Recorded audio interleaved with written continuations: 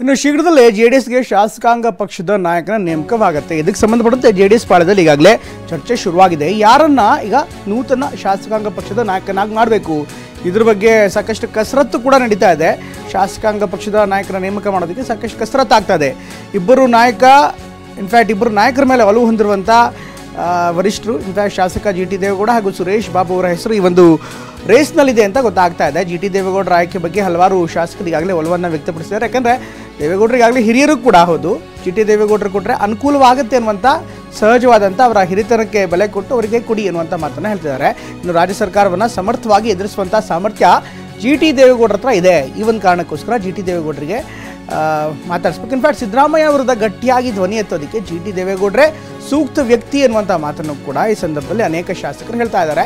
ಇದರ ಜೊತೆಗೆ ಸುರೇಶ್ ಬಾಬು, ಚಿಕ್ಕನಾಯಕನಹಳ್ಳಿಯ ಶಾಸಕರಾಗಿರುವಂಥ ಸುರೇಶ್ ಬಾಬು ಅವರ ಹೆಸರು ಕೂಡ ಇದೆ.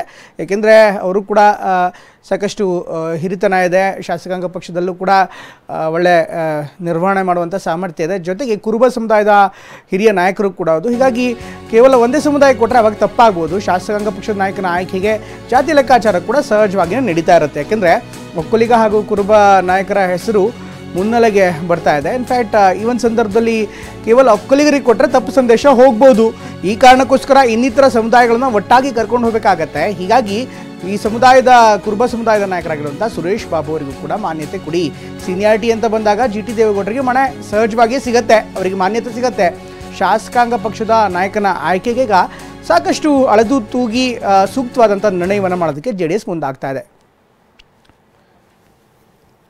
ಒಟ್ಟಿನಲ್ಲಿ ಶಾಸಕಾಂಗ ಪಕ್ಷದ ನಾಯಕನ ಆಯ್ಕೆ ಆಗಬೇಕಾಗತ್ತೆ. ಯಾಕೆಂದರೆ ಎಚ್.ಡಿ. ಕುಮಾರಸ್ವಾಮಿ ಅವರು ಶಾಸಕಾಂಗ ಪಕ್ಷದ ನಾಯಕನಾಗಿದ್ದರು. ಆದರೆ ಅವರೀಗ ಕೇಂದ್ರದ ಮಂತ್ರಿ ಆಗಿರುವಂಥ ಹಿನ್ನೆಲೆಯಲ್ಲಿ, ಲೋಕಸಭಾ ಚುನಾವಣೆಯಲ್ಲಿ ಗೆದ್ದು ಕೇಂದ್ರದ ಮಂತ್ರಿ ಆಗಿರುವಂಥ ಹಿನ್ನೆಲೆಯಲ್ಲಿ ಸಹಜವಾಗಿಯೇ ಈ ಒಂದು ಶಾಸಕ ಸ್ಥಾನಕ್ಕೆ ಅವರು ರಾಜೀನಾಮೆ ಕೊಟ್ಟಿದ್ದಾರೆ. ಈ ಕಾರಣದಿಂದ ಈಗ ವಿಧಾನಸಭೆಯಲ್ಲಿ ಯಾರು ಪ್ರಮುಖವಾಗಿ ಪಕ್ಷವನ್ನು ಮುನ್ನಡೆಸಬೇಕು ಅದರ ತೀರ್ಮಾನ ಆಗಬೇಕಾಗತ್ತೆ. ಹೀಗಾಗಿ ಈಗ ಶಾಸಕಾಂಗ ಪಕ್ಷದ ನಾಯಕನಾಗಿ ಯಾರನ್ನು ಮಾಡ್ತಾರೆ ಅನ್ನುವಂಥದ್ದನ್ನು ನೋಡಬೇಕಾಗುತ್ತೆ.